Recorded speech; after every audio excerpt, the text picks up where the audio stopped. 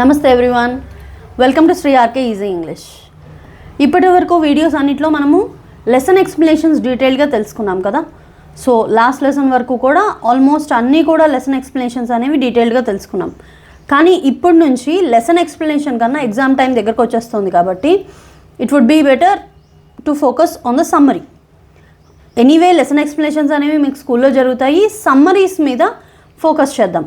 Okay, ఏదైనా lesson ఎక్స్ప్లెనేషనే మీకు ఆ సమ్మరీ చెప్తున్నప్పుడు నేను ఆ వర్డ్స్, హార్డ్ వర్డ్స్ అనేవి ఏంటి, దాని మీనింగ్ ఏంటి అనేది అక్కడికక్కడే చెప్తాను. Okay, let's focus on the summary. Summary చూడండి. యాక్చువల్గా ఇప్పుడు the diary of Anne Frank lesson ఏంటి మనకి? The diary of Anne Frank. The diary of Anne Frank అనగానే మనకు గుర్తొచ్చేది ఏంటి? అసలు టైటిల్ని బట్టే మనకు అర్థమైపోతుంది కదా. టైటిల్ని బట్టే మనకు అర్థమైపోతుంది. ఏం అర్థమవుతుంది?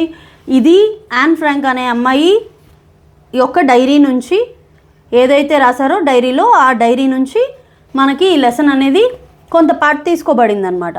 రైట్? అసలు ఏంటి ఇది అన్నది తెలుసుకుందాం. యాన్ ఫ్రాంక్ అనే అమ్మాయి ఒక జూయిష్ గర్ల్. ఈ అమ్మాయి జర్మనీలో పుడుతుంది. ఓకే, జర్మనీలో పుట్టింది. జర్మనీ అనగానే మనకు గుర్తొచ్చేది ఎవరు? హిట్లర్ గుర్తొస్తాడు కదా. హిట్లరు, అతని రూల్స్, ఎలా అతను అక్కడ వాళ్ళందరినీ జర్మన్సే ఉండాలి, మిగిలిన వాళ్ళు ఎవరిని కూడా ఫ్రీగా బతకనివ్వలేదు, ఇవన్నీ మనకి గుర్తొస్తాయి అన్నమాట. సో ఈ అమ్మాయి కూడా అసలు ఫస్ట్ ఈ అమ్మాయి ఎవరు, ఈ టైటిల్ అనేది మనకి ఎందుకు ఇచ్చారు అనేది తెలుసుకొని తర్వాత స్టోరీలోకి వెళ్దాం. రైట్? చూడండి. From the diary of Anne Frank is an excerpt taken from the novel diary of a young girl written by Annie Frank, a 13-year-old girl who writes about her experiences, thoughts and feelings in diary. She considers it her best friend. It is a document of historical values as it was written at the time of World War II, and it's rare because it depicts everything through a child's perspective. ఇక్కడ చూడండి, ఎక్సెప్ట్కి ఎక్స్ట్రాక్ట్కి తేడా ఏంటి? Except అంటే మొత్తం బుక్లో లేకపోతే లిటరేచర్లో ఒక భాగం అన్నమాట, ఒక పార్ట్, దాన్ని ఎక్సెప్ట్ అంటారు. ఎక్స్ట్రాక్ట్ అంటే ఏంటి? దేన్నైతే ఒక మొత్తాన్ని బయటికి తీశారో, టేకెన్ అవుట్ అంటారనమాట. ఓకే, బయటికి తీశారో దాన్ని ఎక్స్ట్రాక్ట్ అంటారు. ఓకే, అలా. సో ఇది from the diary of Anne Frank అనేది ఒక ఎక్సెప్ట్ అనమాట. దేని నుంచి తీశారు? ఒక యంగ్ గర్ల్ యొక్క డైరీ నుంచి తీశారు. ఎవరు రాశారు దీన్ని? టైటిల్ సజెస్ట్ చేసినట్టే యాన్ ఫ్రాంక్ అనే అమ్మాయి రాసింది. ఆ అమ్మాయి ఒక 13-year-old గర్ల్ ఎక్స్పీరియన్సెస్ గురించి రాసింది. ఆ రాసిన తర్వాత తను ఎలాంటి కాన్సిక్వెన్సెస్ రాసేటప్పుడు ఫేస్ చేసింది, మొత్తం ఆ టైం ఏంటి అనేది మొత్తం ఇక్కడ వస్తుంది. ఆ అమ్మాయి దేని గురించి రాసింది, తన ఎక్స్పీరియన్సెస్ ఏంటి, అనుభవాలు ఏంటి, తన థాట్స్, ఆలోచనలు ఏంటి, అమ్మాయి ఫీలింగ్స్ ఏంటి, వీటన్నిటి గురించి ఆ డైరీలో రాసింది. అప్పుడు తను ఉన్నటువంటి పరిస్థితుల్లో అసలు ఎలా ఉంది, పరిస్థితి ఏంటి అనే దాని గురించి రాసింది. సో ఇది ఒక డాక్యుమెంట్ అనమాట. అంటే ఈ డైరీని ఆ అమ్మాయి తన బెస్ట్ ఫ్రెండ్ అనుకొని రాసింది. ఎందుకు? ఆ టైంలో తనకి బెస్ట్ ఫ్రెండ్స్ ఎవరు దగ్గర లేరు, అండ్ ఉన్నా కూడా అంత తన లోపల ఫీలింగ్స్ షేర్ చేసుకునే అంత బెస్ట్ ఎవరు లేరు అని చెప్పి డైరీనే తన బెస్ట్ ఫ్రెండ్గా అనుకొని కిట్టి అనే నేమ్ ఆ డైరీకి ఇచ్చింది. ఓకే, ఇది ఒక డాక్యుమెంట్. ఎందుకు దీన్ని డాక్యుమెంట్ అన్నాము? వై? బికాస్ ఈ డాక్యుమెంట్లో మనము హిస్టారికల్ వాల్యూస్ గురించి కూడా ఉందన్నమాట. చారిత్రకంగా ఏం జరిగింది, దాని యొక్క వాల్యూ ఏంటి, వీటన్నిటి గురించి కూడా అందులో ఆ అమ్మాయి తెలియజేయడం జరిగింది. సో వరల్డ్ వార్ II టైంలో ఇదంతా జరిగింది, రాయడం జరిగింది. అండ్ ఇది చాలా రేర్. ఎందుకు అలాగా?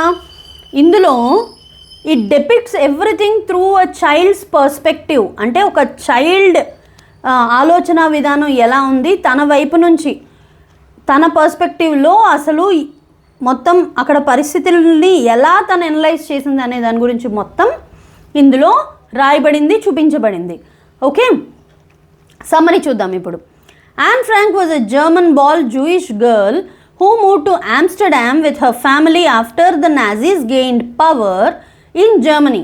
During the German occupation of the Netherlands in world war II, persecution against the Jewish population by the Nazis increased.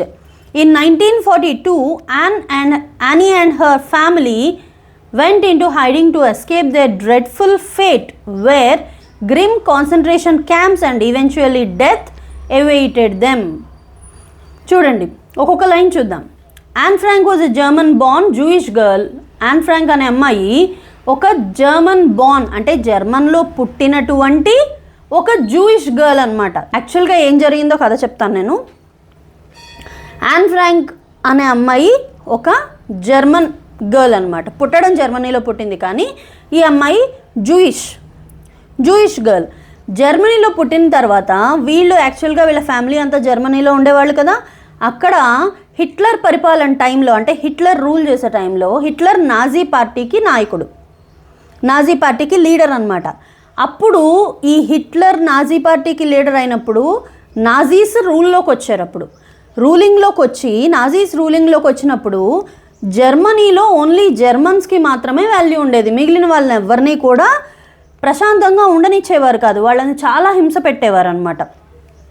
Okay, so అది భరించలేక జూయిష్ వాళ్ళనే కాదు, అక్కడ జర్మన్స్ కాకుండా మిగిలిన పీపుల్ ఎవరైతే ఉన్నారో వాళ్ళందరూ ఆ టార్చర్ తట్టుకోలేక వేరే వేరే ప్రదేశాలకు వెళ్ళిపోవడం మొదలుపెట్టారు ఈ నాజీస్ రూల్లోకి వచ్చిన తర్వాత. సో వేరే వేరే ప్రదేశాలకు అందరూ వెళ్ళిపోతుండగా వాళ్ళల్లో మన యాన్ ఫ్రాంక్ కూడా ఉందన్నమాట. యాన్ ఫ్రాంక్ వాళ్ళ ఫ్యామిలీ వీళ్ళు కూడా వేరే ప్రదేశాలకు మూవ్ అయిపోవడం స్టార్ట్ చేశారు. వీళ్ళు ఎక్కడికి వెళ్ళారు?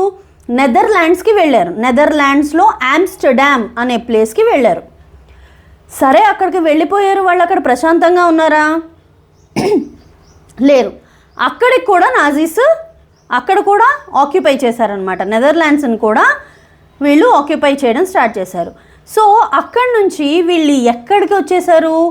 వీళ్ళ ఫాదర్ ఓటో యాన్ ఫ్రాంక్ ఆఫీస్ దగ్గర, ఆఫీస్ వెనకాతల సీక్రెట్ రూమ్స్ ఉంటే ఒక 2 years పాటు ఆ సీక్రెట్ రూమ్స్ దగ్గర వీళ్ళు దాక్కున్నారన్నమాట.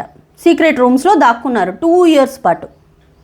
అలా దాక్కునే టైంలో తిను అప్పుడు పరిస్థితులన్నీ డైరీలో రాసిందనమాట.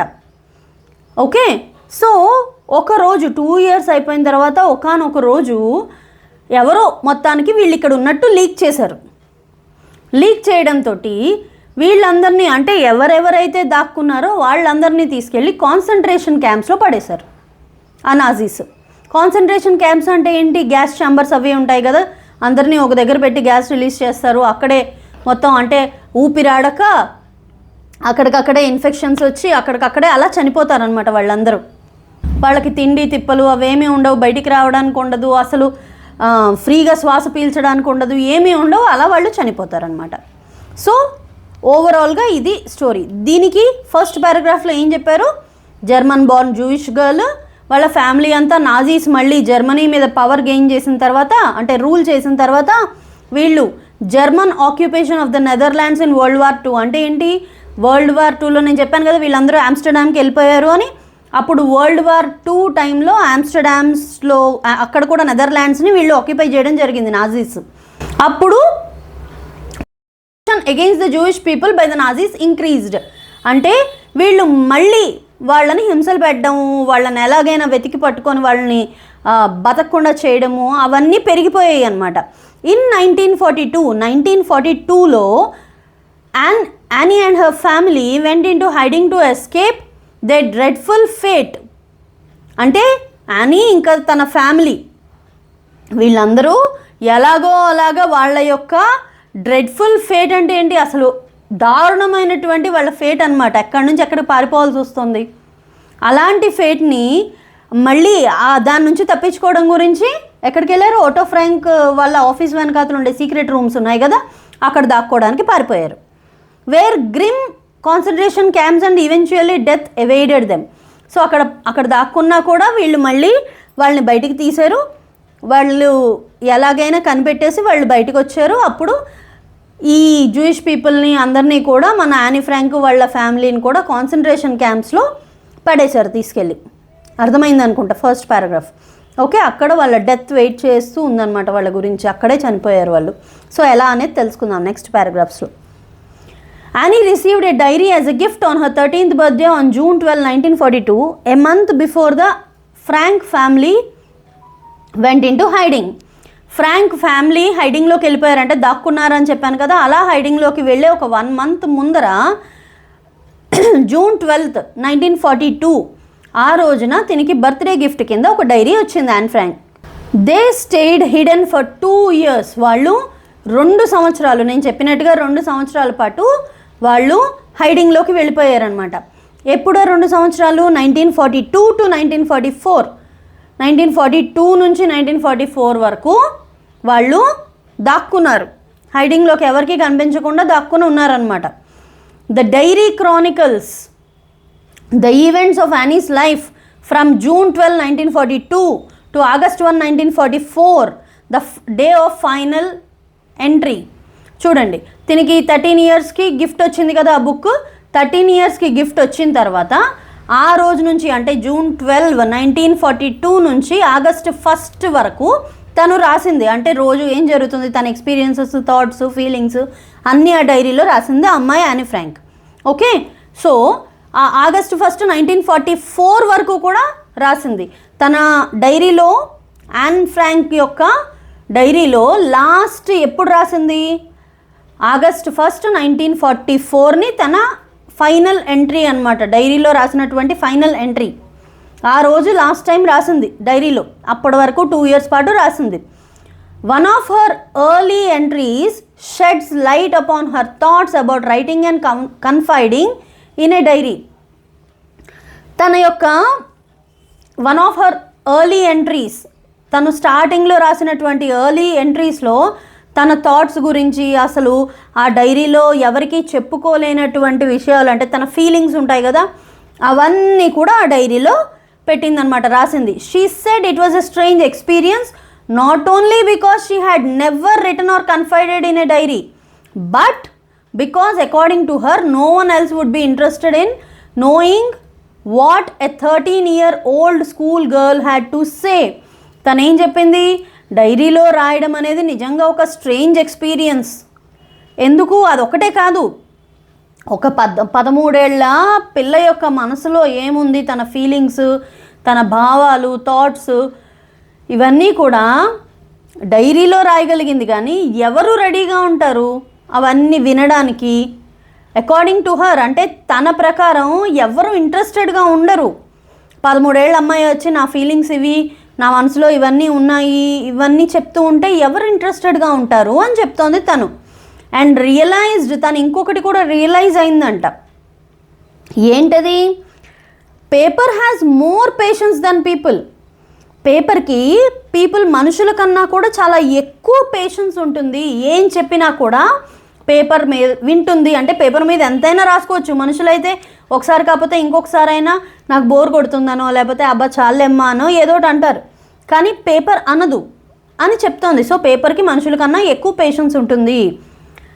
And said that although she was surrounded by family, friends and loved ones, what she didn't have and missed was a true friend.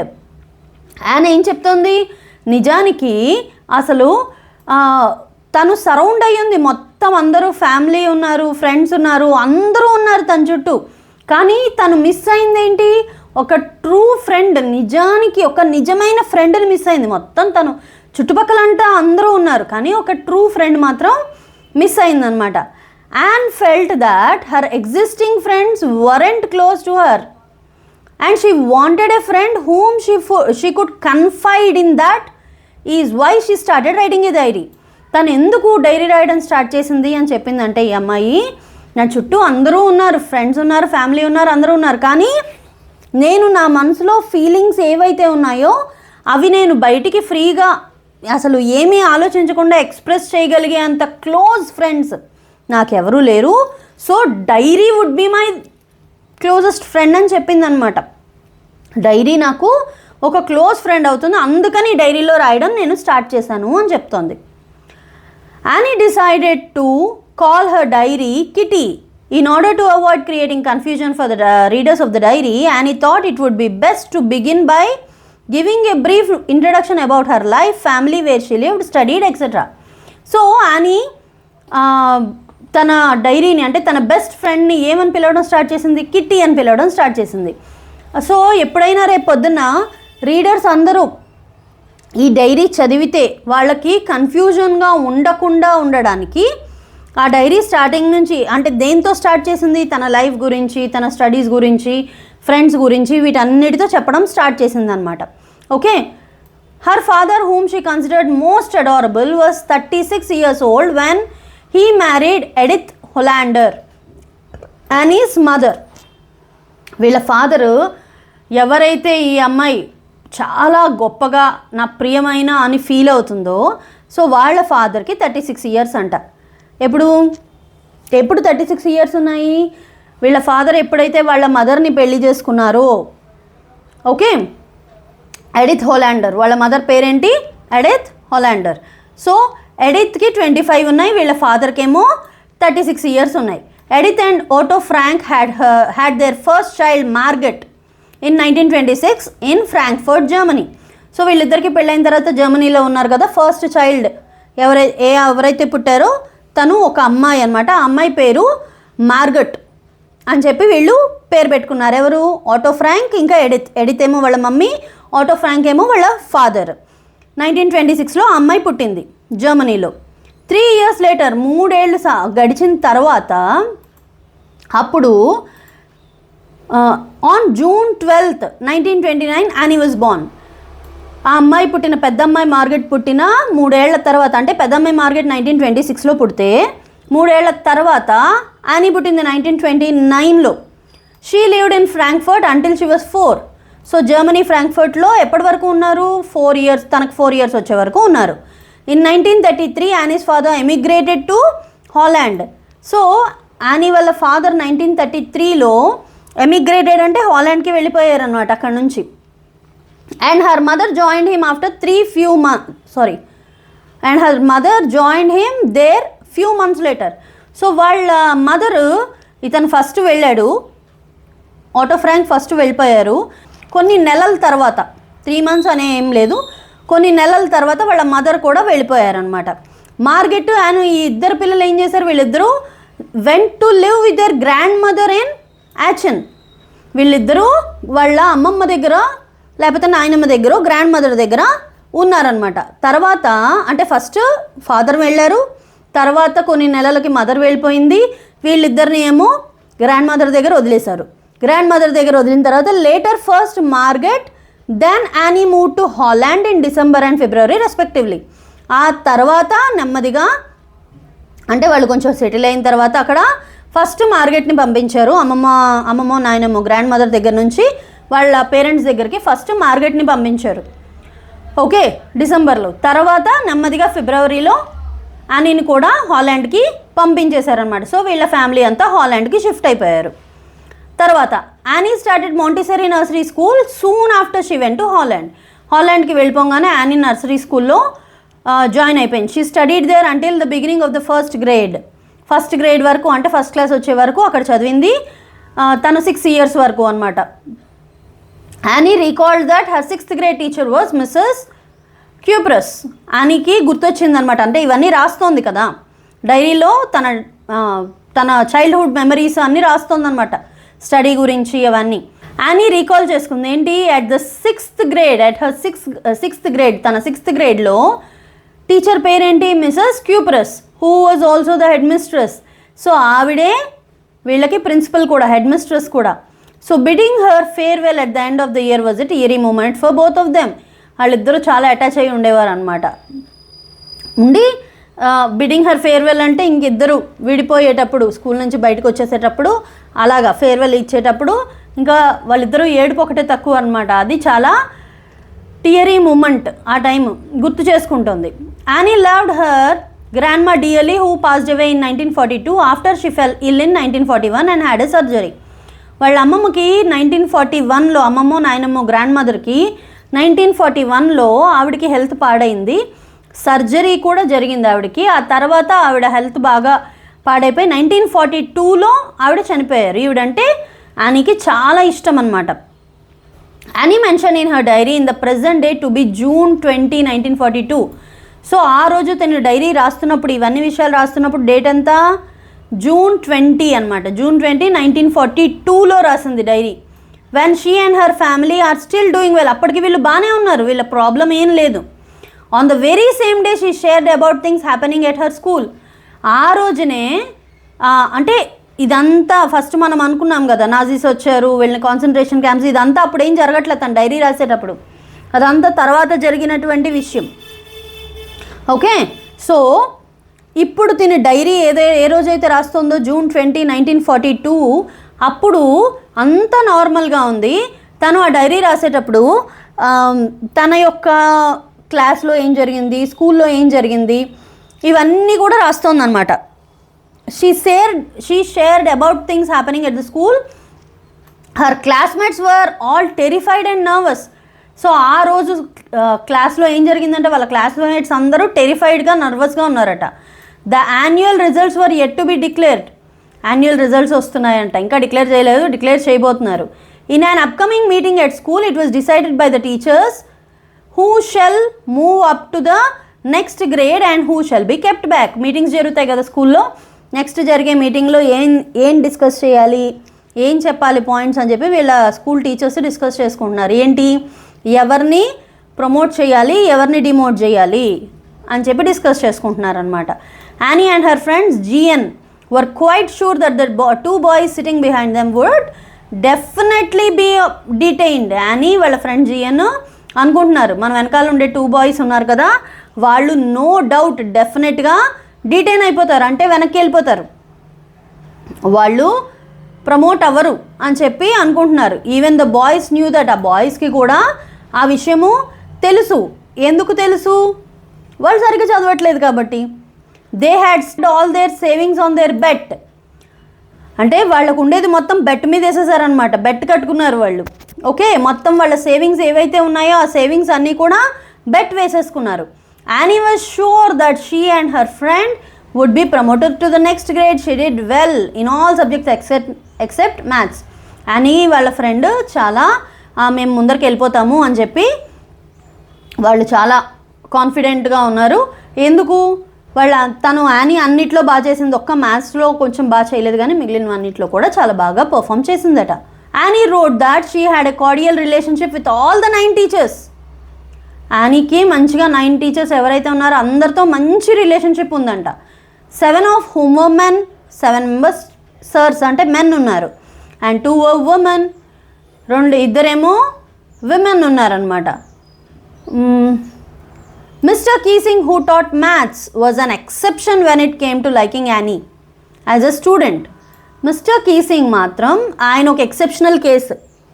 ఎందుకు ఆయన ఒక ఎక్సెప్షనల్ కేసు కింద చూసింది, ఎందుకు అంటే ఆయన ఒక మ్యాథ్స్ టీచరు, స్టూడెంట్స్ని లైక్ చేసే విషయంలో మటుకు యానీ దగ్గరకు వచ్చేటప్పటికి కొంచెం డిఫరెంట్ అనమాట ఆయన.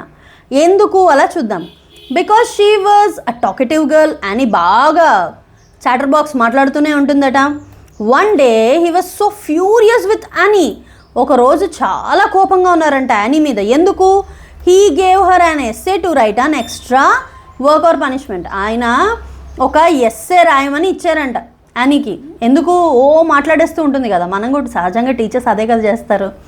ఓకే, కూర్చోండి నించోండి అని కాకుండా ఎక్స్ట్రా రైటింగ్, ఎక్స్ట్రా పనిష్మెంటో ఏదో ఇస్తారు. అలా దీనికి ఒక ఎస్సే రైటింగ్ రాయమని ఇచ్చారనమాట. టాపిక్ ఏంటి ఎస్సే రైటింగ్ది, చాటర్ బాక్స్. మాట్లాడుతూ ఉంటుంది కదా లోడమని, so a chatterbox. Annie pondered upon the subject for some time and concluded that talking is the characteristics of all students. Annie కొంచెం సేపు చాలా పాండర్డ్ అంటే ఏంటి, ఇక్కడ థింక్ డీప్లీ, చాలా ఆలోచించిందంట సబ్జెక్ట్ గురించి.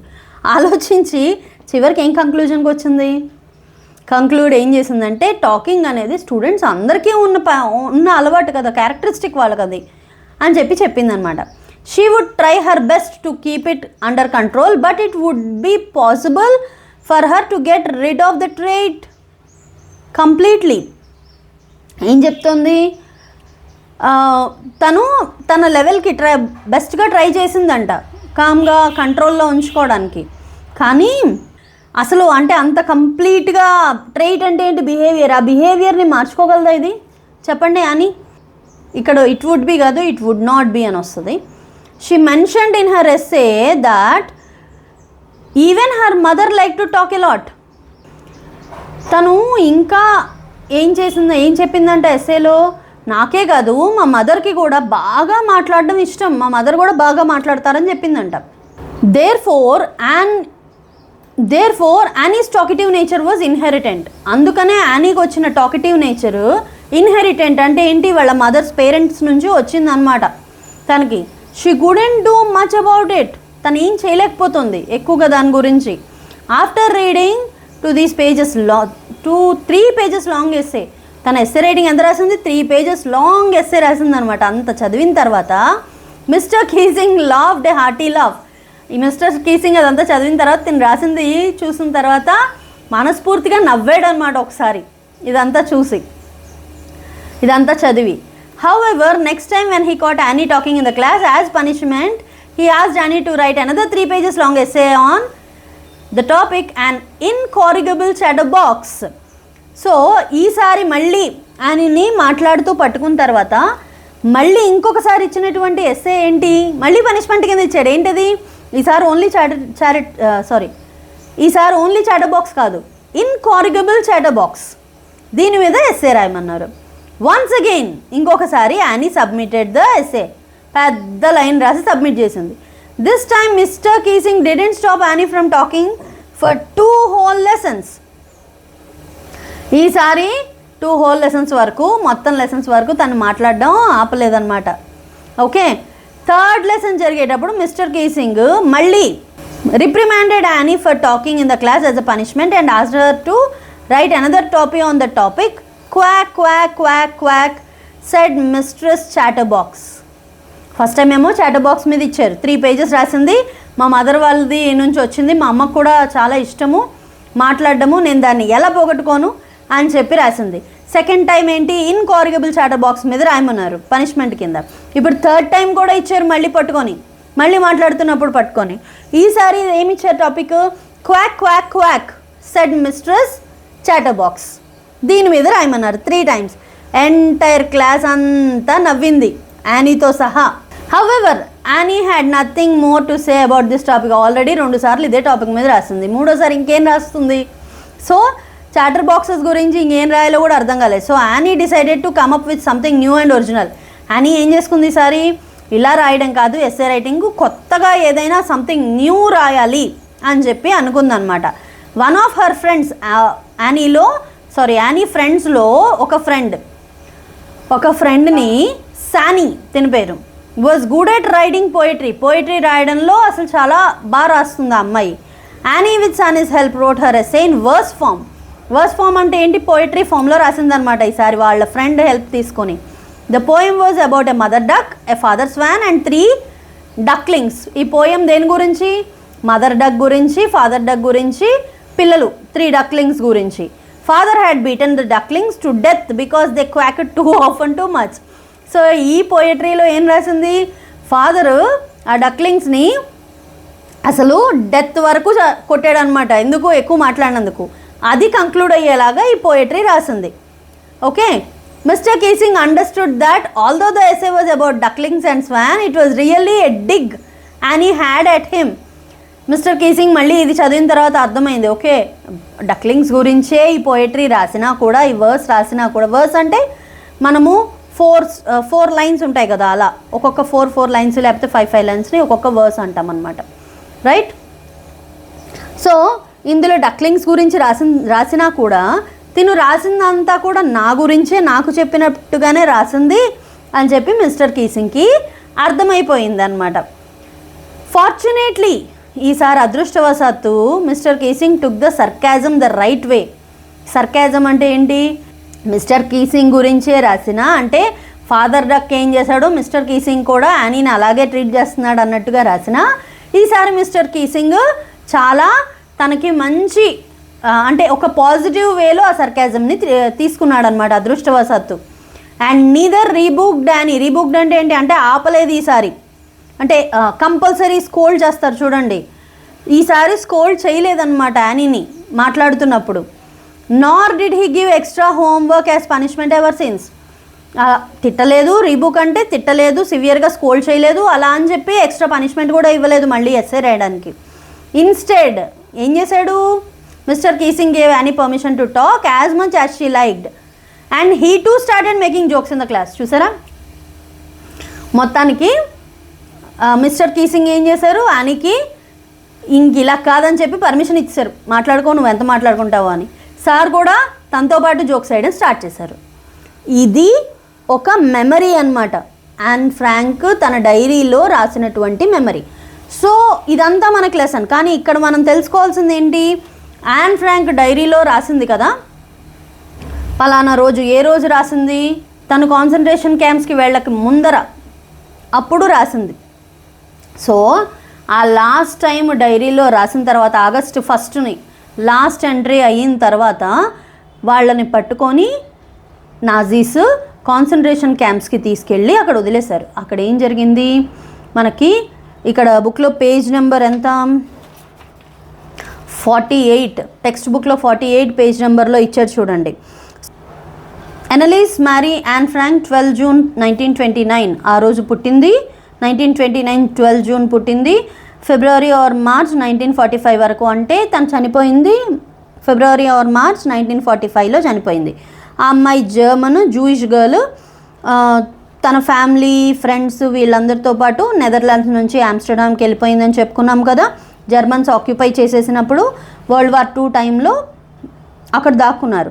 Her family had move to Amsterdam after the Nazis gained power in Germany. So Nazis ఎప్పుడైతే జర్మనీలో పవర్ గెయిన్ చేశారో అప్పుడు ఆమ్స్టర్డామ్కి వెళ్ళిపోయారు. కానీ నాజీ ఆక్యుపేషన్ ఎక్స్టెండ్ అయ్యి నెదర్లాండ్స్కి వచ్చిన తర్వాత వీళ్ళు ట్రాప్ అయ్యారనమాట. As persecutions, ill treatment start అయిన తర్వాత against the Jewish population increased. ఎప్పుడైతే జూయిష్ పాపులేషన్కి అగెయిన్స్ట్గా ఆపోజిట్గా వీళ్ళు ఇల్ ట్రీట్మెంట్ నాజీస్ది స్టార్ట్ అయిందో, the family went into hiding in July 1944 in hidden rooms in her father Otto Frank's building. So నేను చెప్పాను కదా, ఫాదర్ ఆటో ఫ్రాంక్ యొక్క ఆఫీస్ బిల్డింగ్లో హిడెన్ రూమ్స్లో వీళ్ళు దాక్కున్నారనమాట, secret rooms. After 2 years in hiding, 2 years hiding అయిన తర్వాత, అంటే దాక్కున్న తర్వాత, the group was betrayed and transported to the concentration camp system where Anne died of typhus. ఇది చూడండి, ఇదే మెయిన్ ఇంపార్టెంట్. వీళ్ళు దాక్కున్న తర్వాత ఎవరో మొత్తానికి వీళ్ళని బయట పెట్టారు, మోసం చేసి వీళ్ళు ఇక్కడ ఉన్నారని చెప్పారు. దాంతో నాజీస్ వీళ్ళని తీసుకెళ్ళి కాన్సన్ట్రేషన్ క్యాంప్లో పడేశారు. పడేసిన తర్వాత అక్కడ యానీ చనిపోయింది. దేనివల్ల, డిసీజ్, టైఫస్ డిసీజ్ వచ్చింది యానీకి. ఇన్ కాన్సన్ట్రేషన్, అంటే బర్జన్ బెల్సన్ అనేది కాన్సన్ట్రేషన్ క్యాంప్ అనమాట, నాజీ వాళ్ళ యొక్క కాన్సన్ట్రేషన్ క్యాంప్. అక్కడ కొన్ని రోజులు, అంటే వాళ్ళ sister, within days of her sister Margot Frank, అంటే ఫస్ట్ వాళ్ళ సిస్టర్ చనిపోయింది, ఆ తర్వాత మన యాన్ ఫ్రాంక్ కూడా డిసీజ్ వచ్చి టైఫస్ వచ్చి చనిపోయింది. Her father Otto to the only survivor of the group return to Amsterdam, that it was a unique record. వాళ్ళ ఫాదర్ ఎవరైతే ఉన్నారో ఆటో ఫ్రాంక్, వీళ్ళ గ్రూప్ మొత్తంలో అతను ఒక్కడే బతికి బట్టగట్టాడనమాట. ఆయన ఆమ్స్టర్డామ్కి మళ్ళీ వచ్చాడు, తిరిగి నెదర్లాండ్స్ ఆమ్స్టర్డామ్కి వచ్చాడు. వచ్చి తిని డైరీ ఏదైతే ఆమ్స్టర్డామ్లో ఉండిపోయిందో, డైరీ రాసింది కదా లాస్ట్ ఎంట్రీ, ఆమ్స్టర్డామ్లో డైరీ ఏదైతే ఉండిపోయిందో అది తీసుకోవడానికి వచ్చాడనమాట. వచ్చి అప్పటికి వరల్డ్ వార్ 2 ఎండ్ అయిపోయింది. To find that her diary has been saved, convinced that it was a unique record, he took action to have it published in English under the name of the diary of a young girl. So ఆ డైరీని తను చెప్పుకున్నాడు అనమాట, ఇది చాలా unique record. ఎందుకు అంటే అప్పుడు పరిస్థితులు అన్నీ కూడా ఇందులో రికార్డ్ అయి ఉన్నాయి కాబట్టి ఇది డైరీ ఆఫ్ యంగ్ గర్ల్ అనే, అంటే the diary of a young girl అనే పేరు మీద పబ్లిష్ చేయించాడు అనమాట దాన్ని. Okay, the diary was given to Anne Frank. ఇది ఆల్రెడీ మనం ఇదంతా తెలుసుకున్నాం కదా.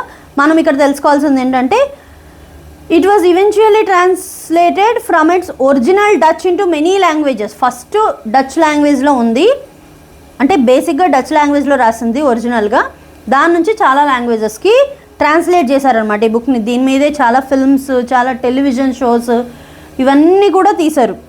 Described as the work of a mature and insightful mind, the diary provides an intimate examination of diary life under Nazi occupation. Nazi ఆక్యుపేషన్లో ఈ అమ్మాయికి ఉన్న maturity level, అప్పుడు అన్నీ కూడా క్రానికల్స్ అనమాట, డైరీలో ఈవెంట్స్ అవన్నీ రాసింది కదా. సో దీన్ని ఒక మెచ్యూర్డ్ గర్ల్ ఈ అమ్మాయిని అని, ఆ అమ్మాయి ఇన్సైట్ఫుల్ మైండ్ అనమాట, ఎంతో థాట్ఫుల్ మైండ్ అని చెప్పి డిక్లేర్ చేయబడడం జరిగింది. Anne Frank has become one of the most renowned and discussed of the Holocaust victims. So దీని గురించి చాలా చాలా చాలా డిస్కస్ చేయడం జరిగింది. తినది ఒక ఇన్సైట్ఫుల్ మైండ్ అని, అసలు ఎంతో మంచి థాట్ ప్రాసెస్ ఉన్నటువంటి ఒక గర్ల్ అని చెప్పి డిక్లేర్ చేశారు. దీని ద్వారా తిన రైటింగ్స్ ద్వారా మనకు ఎంతో తెలుసుకోవచ్చు అన్నమాట.